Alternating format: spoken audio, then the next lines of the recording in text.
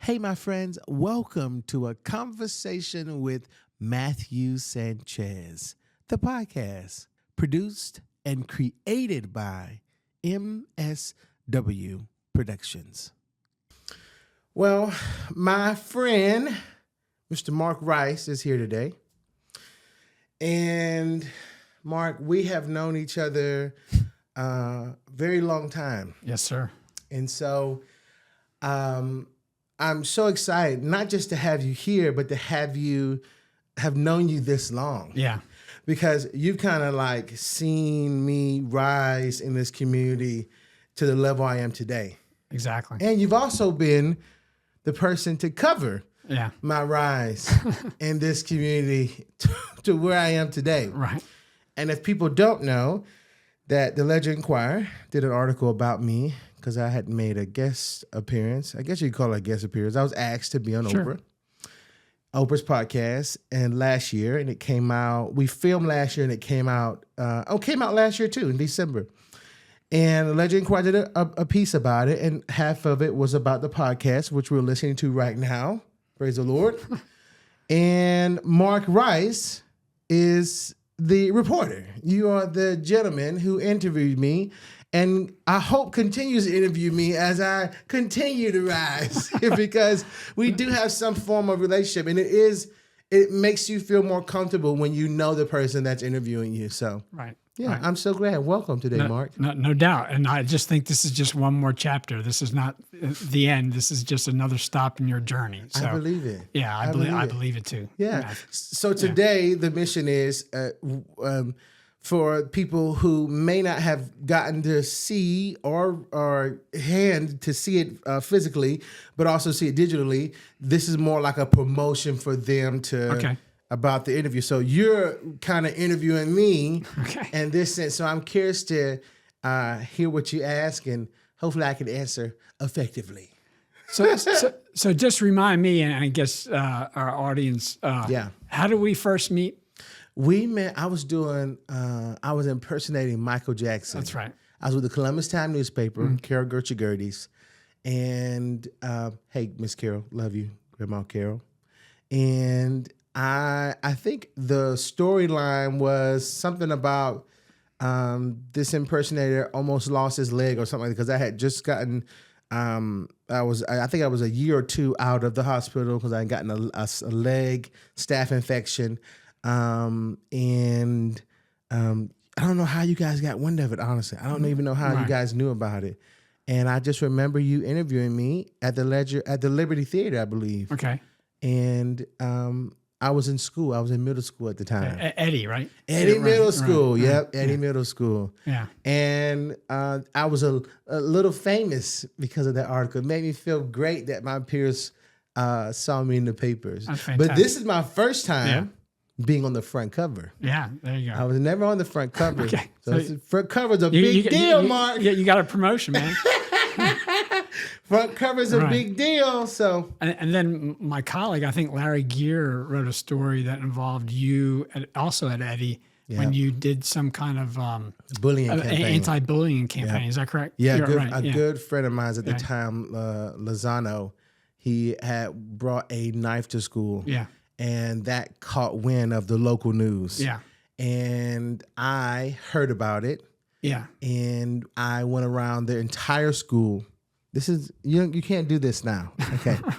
But I went around the entire school making all the students that I could sign petitions. That's right. That they would not bully, or if they saw somebody being bullied, they would stop it. Yeah. And it got wind again from the Ledger-Enquirer. Yeah. Mm-hmm. So I was so impressed with you, Matthew, at such a young age. And not only were you just talented and had this magnetic personality and a heck of a dancer as well. But you had such a clear heart for other people and help them make the world a better place. And so you weren't just talking about it. You did it. A lot of people talk about that stuff and hope and wish, but you actually take time and put your, and take a risk. Yeah. Take a risk to try to do the right thing on behalf of other people. Yeah. So I just thought, hey, this man is going to be doing something in his life. And then here we are, however many years later. Yeah. you contacted me about your podcast. Yeah, we were sitting down. You were sitting at the collaboration. Okay, that's right. That's right. And I told you, I said, "Hey, Mr. Mark," and you said, "Hey, Matthew," and I told you I interviewed a couple of people in the community. And we can talk about that later if you want to. And I also told you this is before I was actually was going to New York. Right. I said I'm going to New York. I'm just letting you know. I'm going to be with Oprah. And you said, call me when it comes back. And I did. Right. And I called you. That's fantastic. Yeah. And so that was sort of the news hook that we call in journalism, like a reason to tell people about something now. And but I was very impressed with your podcast and all the people that you had interviewed. Yeah. And clearly kind of trying to make a difference and what your message was. So why don't you tell folks about what was the motivation for your podcast and what's the message that you're trying to deliver with your podcast? Well, we kind of mentioned this in the article too. Is if you're going to talk about the podcast, you have to talk about the individuals that I've interviewed, and so in the studio, for those of you who are watching, there's a wall with the first 21st guests on the show, and I don't know why I stopped at 21, but I did, and but they are examples of what the podcast is, because all of them have had unique lives. They are not in the same field of line of work. They do not look the same, and they all are not the same ages as well. But black or white, rich or poor, not that anybody is poor on this wall, because they're not. I think when you look at this wall, you look at their faces, I think that's what heaven looked like.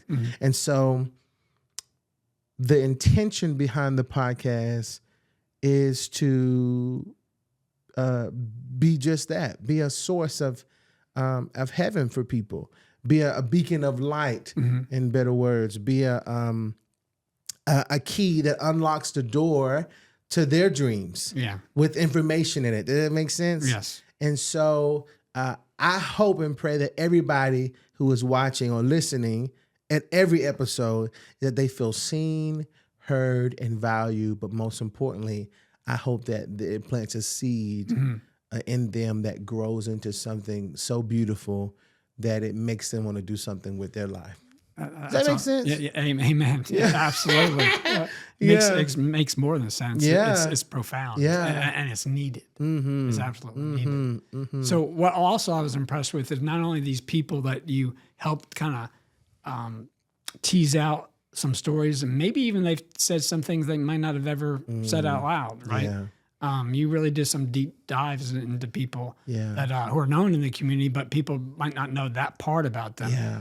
But I also, so you want to, is there any ones in particular you want to highlight that you were, you felt really privileged to have heard that and expressed? Well, listen, at the top of the line is Mr. Jimmy Blanchard. Sure. And anybody who is from Columbus, they know the name Jimmy Blanchard. I actually had lunch with him about a couple of days ago, and we were sitting down, and this young man walked up to us at the table, and he recognized me because I'm all over Only Coca. That's our partner for our social media reels. And he left, came back like 5 seconds later, and said, "Did you say your name was Jimmy Blanchard?" Oh, and he started giving him praise and all this. And I looked over him and I said, "Papa Jimmy, do you get this all the time?" He said, "All the time." Yeah. You know, and in the most humblest way, by the way. Right. So Jimmy Blanchard, aka Papa Jimmy, was probably the top of the line because he was the first one of great influence to sit down with me and and we sit down with him twice actually. Once about his life and the other one about his look on leadership. Sure. And so It not only was it encouraging to see him in his 80s still working, but it was also encouraging to see him at the height and be so humble, and be so loving, and be so caring, and be so generous with his time and his resources. And so that will be the one. And the one that everybody talks about if they do stop me is the one I did with Paul Amos. Okay. Because this apparently people have their own narratives about who they think Paul is. And this interview is, so I've been told, very shocking to them to see him in this light. Right. And so, not that he was bad or he was good. It was just shocking to them.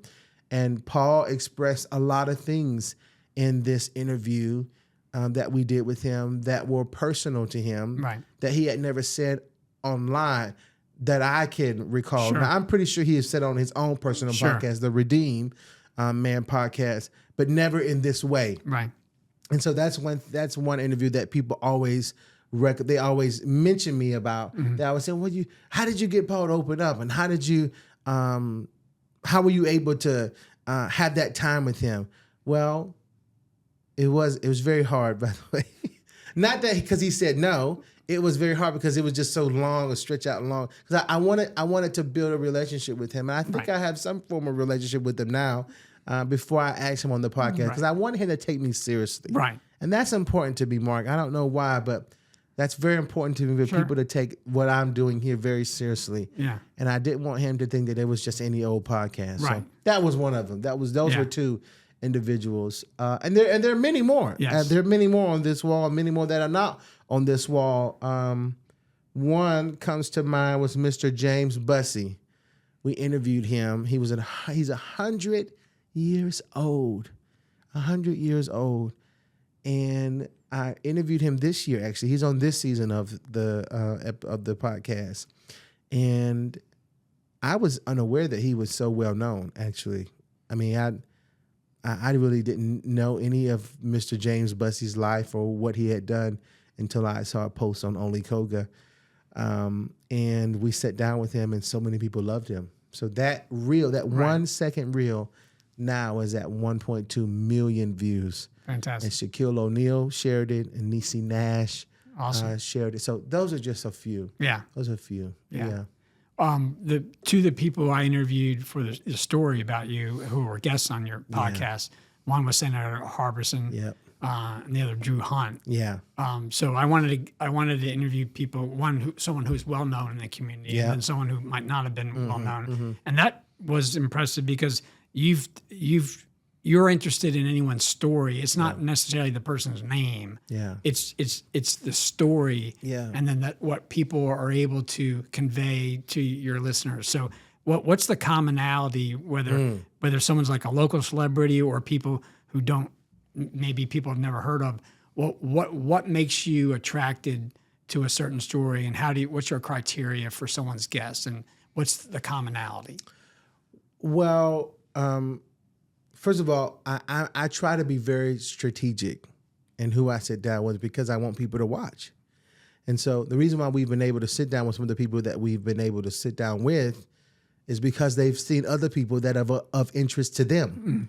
And so this is why I try to sit with the high class people so that people want to watch, and then I can get them listening to people like Drew Hunt, who is a mother of 2 boys, 2 girls, and she works, a wife, So those are important to me too. But I think the common thread with every individual that I look for when I'm interviewing or want to interview is their level of care for people. Because what I know for sure, to steal a line from Oprah, is that people they just want to feel seen, heard, and valued. And if I, as the person carrying the conversation, can make people feel that way, then I've done my job. Yeah. So if they have a good story, that's great. If they have a great title in their career, that's great. But what I look for mostly is how their heart with people. Right. Do they love people in the way that I love people? Right. You know what I mean? Because you will find every great leader, every influential person you will find that they all have one thing in common, and that is a deep love for people. Absolutely. And so that's what interests me when I'm looking for somebody to interview. Yeah. So it's hard sometimes. Yeah.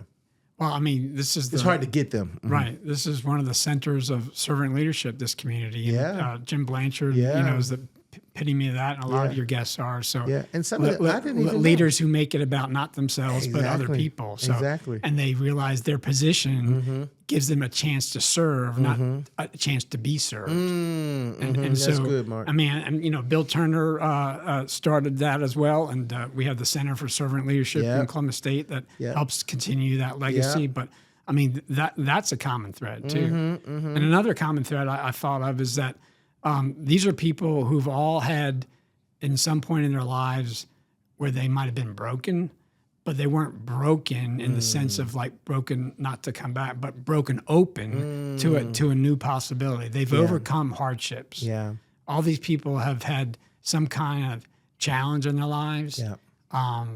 But they've kind of risen above it. And so what have you learned from these people and their hardships that have maybe either helped you or hopefully help your listeners to overcome? Because we all deal with crap every day. What I've learned from most of the people that I've been blessed to sit down with is that life is hard. And it's not meant to be easy. But if you can get to the other side of the hardship or the other side of the challenge or the other side of the headache and depression or whatever it is, then you will also find that there is a blissful life there. Yep. You know what I mean? Yep. And so what I've also learned in sitting with all of these individuals is that they have been able to master, to rise above these hardships as well. Because it's not easy to be in a hard place and rise above it. Right. You have to have some reps in to do that. You have to, and so these individuals have been able to take the hard things and take the hard situations and been able to rise above them and keep going. Right. So what does that look like, Matthew? What are the steps to rising above hardship? What characteristics or qualities does someone need to either have innately or to nurture and strengthen to be able to weather storms and come out the other side, hopefully a better person? Well, I think one of the things that you need in order to rise above these tough times is great vision. You'll never find a great leader who doesn't have great vision as well. And because sometimes all you have is that vision and that belief that one day you will be great, that one day you will be in a life where you don't have to worry about certain things. Right. So I think the first step is just great vision. Sure. Have great vision for where you're going, and a tenacity and a willpower that nobody can knock you off of it. Right. You gotta, because you don't know what the end's gonna be. Right. You don't know unless you stop. So that's the first thing, great vision. I think the second thing you need in order to rise above challenges is good people in your ear. Yeah. You gotta have good people. Amen. Yeah. The Bible is clearly says that two is better than one. So if the Bible states it, then it must have known that there were going to be times of hard times. You know what I mean? Right. And so great vision and good people can take you far places in life. Those are the two things I think. Fantastic. 2 steps. Fantastic. And Ed Harbison and Drew Hunt also talked about how you had a conversation with these people. It wasn't just kind of like an interview and kind of like a ping pong match. It was more. You've also been open and sharing some of your story and some of your journey. Sure. So I think that's powerful when someone can do that. So I'm just not prying into your relationship or your hurts. I've been there too, and I can have compassion, because that's an experience I've had too. So Yeah. is that important to you to make sure that your guests understand that? Yeah, I think it's highly important, Yeah. because I get a chance. I've gotten a chance to sit down with some high class people. Right. Okay, and not high class in their character or that they're arrogant, meaning their jobs are very demanding and they're Right. very well respected.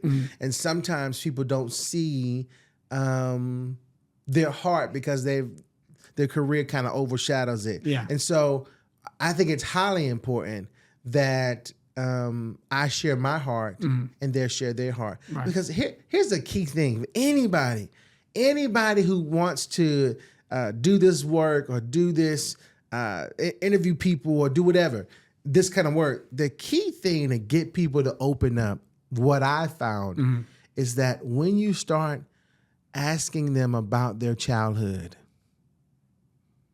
then at some part of the conversation, the walls start coming down. Sure. Because it's how you look at them when they're talking. Yeah. It's how you let them speak and don't interrupt, which I have a hard time not letting people speak sometimes. So it's very hard sometimes to do this.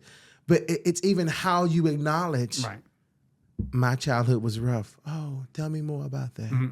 You see what I'm saying? Sure. And so the heart is in all of this work. Right. You know, Alan Levi said it in his book, Theo of Golden, in order for anything to be great, there has to be love in it. I thought that was so amazing. And that's so true.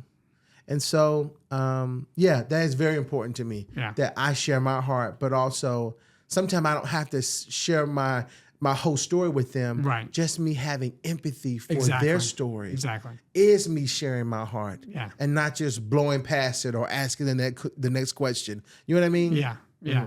Has this journey with your guests been therapeutic in any way for you? Have you seen your ability, even just privately after a session, or have you learned some things that have helped you in your own life go through some things and either better understand things in your past or be better prepared for things that haven't happened presently or in the future? Yeah, I've gotten to be able to talk to a couple of therapists and a psychologist on the show here, and we navigated what it looked like for me as a little boy, being raised by my aunt and uncle, and until my mom was able to be clean. And she's been clean a long time now. My mom is doing a great job. She's, everybody's doing good. She's done a wonderful job with her life, by the way. But, and she's a great mother. So, but I, at the time, was struggling navigating those thoughts, and we navigated it on this show. And so there are many episodes where I'm taken back and I'm learning. We recently just sat down with the president of Aflac, of Virgil Miller, and he said something to me that stuck with me and always will stick with me. He said, "Great leaders get things done through other leaders." Wow. Great leaders get things done through others. Yeah.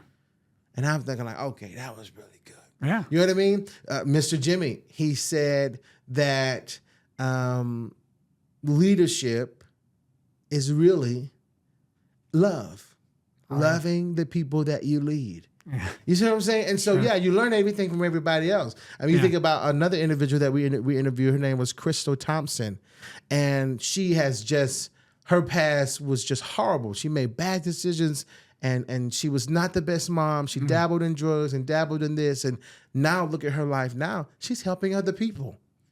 You see what I'm saying? That you can't read or hear that and not be encouraged by it. That makes sense? So absolutely, I have been encouraged and very much been a student of the own work that I've been able to create. So Matthew, I'm so impressed with your studio. You've done a great job. But guess what, folks? Matthew's a one-man operation in this studio. So, that's true. As he's a host, as he's talking to his guests, he's also the engineer. Yes, I am. You're not engineer. Yeah, right. So you're not rolling in the dough with resources. No. But you're killing it with your success. Thanks, Mark. How do you do that? And how do you not let that worry kind of overwhelm you, but you still do the great work that you're doing. So, well, I don't. It's not that I don't. It does overwhelm me sometimes. Here's what I will say: you're never betting wrong when you bet on yourself. To any entrepreneur, anybody building something, you're never betting wrong when you're betting on yourself. So in saying that, I say this is that I do all the work because first reason, we cannot pay nobody right now to do it. That's just the honest truth. Yeah.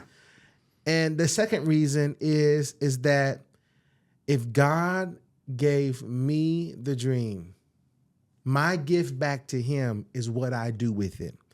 And right now, my business is so at the incubate stages that I have to be all hands, all over it. I have to be in every inch of it.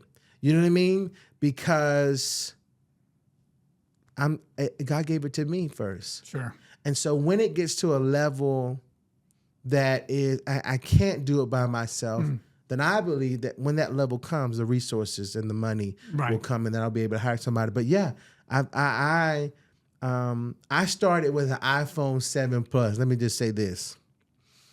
I started with the iPhone 7 Plus and a lamp. And I wish I had a picture to show it. And this heart to want to encourage people. And now I have all of this, which is such a blessing. Yeah. But it only happened because I just stewarded what I had There you go. well. And somebody else noticed it and they invested in it. That's that fantastic. Makes sense? Yeah. And You so, focused on what you could control, not what you didn't have. Exactly. And then hopefully you can lean into that and leverage that into more things. But you can't control what's beyond your vision, right? Exactly. So, yeah. Exactly. I'm just chasing obedience. Yeah. If I chase the obedience, then not only will the opportunities come, but the right people to invest, the new doors will open up because of my act of obedience. Yeah, that's faith. Yeah. And a lot of young entrepreneurs, a lot of young people who want to do big things, but with little resources, they forget that at the core of you needs to be a heart that is gonna do it with no money, do it with no help, do it with no space to do it in, do it with no cameras or whatever. You're gonna do it no matter what. Yeah. And I promise you, Mark, I'm telling you, if this all went away today, I could build it again. Sure. I could build it again. I'm telling you, because there's the heart I have. Yeah. Sherry Arrington, Sherry Aaron, I think her last name. She's running for city council. And she got won. elected. And she won. And she won. She's incoming. She's an incoming counselor. Right. She was here on the show. Right. She said something to me that I always tell my wife, because we're always talking about what God is doing. She said something without even knowing it was so encouraging to me. That's another thing I learned. She said, I got to see what the end's going to be. I just got to see. I got to see. Because I asked her what happens if she doesn't win. She said, I got to see what the end's going to be. I can't give up. I've come too close to give up now. Right. And I've adopted that, Mark. I got to see what the end's going to be. You got to begin with the end in mind, right? I got to see. Right. I got to see. What if I do this another 4 years and then Oprah's sitting where you're sitting? Right. What if Tyler Perry's sitting where you're sitting? Right. What if? I don't know. But I got to see until I get something. So how do you get people to take you seriously and to give you that chance when you don't have the resources that you want at this stage? That's a really good question, Mark. And I think for me, how I get people to take me seriously is I'm serious about the work. I'm serious about the detail and how it looks and how it's presented and why these lights are turned this way and why there's a backlight behind us and why there's black art. I'm serious about that stuff. You can only become great at the thing you want to do if your details are great. And so I don't get it right all the time. And I may miss something sometimes, but I guarantee you, Mark, When you watch my podcast, I have watched it already 3 times. I have mixed the audio probably 4 or 5 times. I've even made something whole and made it from top to bottom and didn't like and deleted it and redid it again. Right. I'm telling you, I'm here at this office from 9 to 9 sometimes. Right. Sometimes I get in trouble with my wife because she wants me to be in a little earlier. But I'm here because I'm dedicated to it. So that's how I get people to take me seriously. Is I take the work seriously. That's awesome. Mm-hmm. So what's next for you? What's next? Well, first I'm going to continue to do this. The whole plan was to do this work so well that people will be forced to see what I have going on, and then behind closed doors, I'll make the deals because I really want to do movies. Mm-hmm. I think that's the goal for me. I really want to do. I want to do some form of movies and tell stories and do some form of documentaries because I just love documentaries, first of all. And so I will always do this work in this way, but I also will try to do it on a much bigger scale so that I can do other things too. So does that make sense? Yeah, that's awesome. And so what's next is it's just our obedience. That's what's next. Right. You know, I don't have a list, Mark. Yeah. I don't have a list of what I should be doing. I don't even have a business plan. I'm telling you the truth. And some people may not even understand that, and they may say I'm crazy for it. But what I do have is ambition, and I have a lot of vision. Mm-hmm. And I don't know what I'm doing.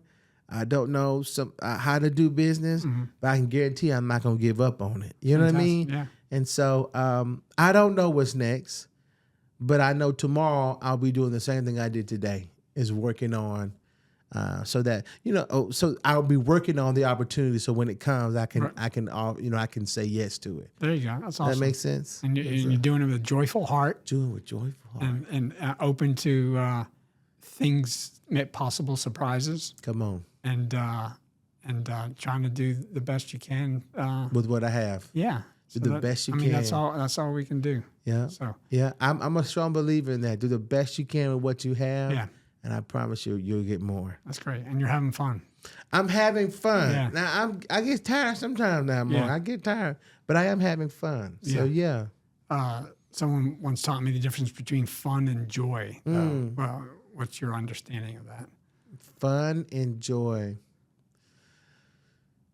I think fun is something that distracts you from whatever you're worrying about, and I think joy keeps you there. There you go. That's very good. So, but you're having fun, but you're also what I said is you also have a joyful heart. Yeah. So I think fun's ephemeral, but joy is eternal. So you're doing both. But I think joy has more impact. Well, blessed be the name. Yeah. Blessed be the name. I'm so glad. Glad. So thank you, Mark. Yeah, this has been fun. Yeah, and joyful. Yeah, and thank you for all the years that you have dedicated to the Ledger-Enquirer. I mean, what year is it now for you? 34 years. 34 years. We make plans and God laughs. So this was just going to be a stepping stone onto bigger and better things. But Columbus got bigger and better. And I met the love of my life, and we raised 2 adult children, helping make the world a better place elsewhere, not in Columbus. Yeah. But this is home. I've now lived here more than any other place in my life, and I love Columbus. And I have plenty of people who put up with me, and so this is home. And, and I get to do this work, joyful work, and important work. Yeah. And it matters. Yeah. And we have an awesome team. Yeah. And I'm very hopeful for the future as well. Yeah. Yeah. And will you always do this work until you can't anymore? Or? I think so. I don't think one of these people who I'm not like looking. It would be nice to have retire one day, but I'm not itching to do that right now. Yeah. I still enjoy what I'm doing, yeah. And I think it's needed. And so, hopefully I can ride this out for a good while. Yeah. So, well, you're doing a wonderful job. I mean, I always look forward to seeing you, and I think what most impressed me about you is that you're so approachable. You know, people think of reporters or anybody who gathers news and has to publish the news, whether it's good or bad. They think that they have this cold heart. They only care about the news. Right. But you don't. You care about people too. Yeah. Well, yeah. I mean, you have to have your reputation is important in any field, but I think journalism in particular, because journalism sometimes journalists sometimes do things that they deserve to have bad reputations. That's true. They don't do things in the best way. It's true. And I think it's important to make sure when you make mistakes, that you own up to them. But you also you lead with a heart, and you're not manipulative, and you make sure that you understand that when someone is talking to you and granting an interview, that's a sacred trust. Yeah. And the way you treat them, both during that interview, but also the way you treat the information they gave you. Yeah. And as you're trying to produce the content, and then when you publish it, they don't own that anymore. Right. And they're giving it to you like it's a piece of them. And so the way you portray that, they don't know how it's going to look or what it's going to sound like or look like. And so you have to be authentic and true to yourself. But we write and we produce content for our audience, not for our sources. So I have had some people who didn't like what we did, what we produced. But as long as I can look back and say, were we fair and accurate? And then sometimes they go away mad for a while, and that's up to them. But I've had people come back to say, and there's still really good sources to us. But so we're not going to please everybody, but we have to make sure that we're doing things right. Yeah. Well, the Ledger-Enquirer has definitely been good to me, and I hope that we can I can continue to do good work, and then you guys publish it, or hopefully one day we can partner together. I don't know what that who knows. Like. Yeah, I'm open to any possibilities. So, that would be great. Yeah. Well, thank you so much, Mark, for your time, and thank you for your questions. They were very well asked. And so I appreciate you, my friend. Yeah, it's a lot of fun, man. Yeah. And joy. Yes, and joy. Yes, thank you. Appreciate you, too. Yes, sir. Thank you. Brought to you by MSW Productions.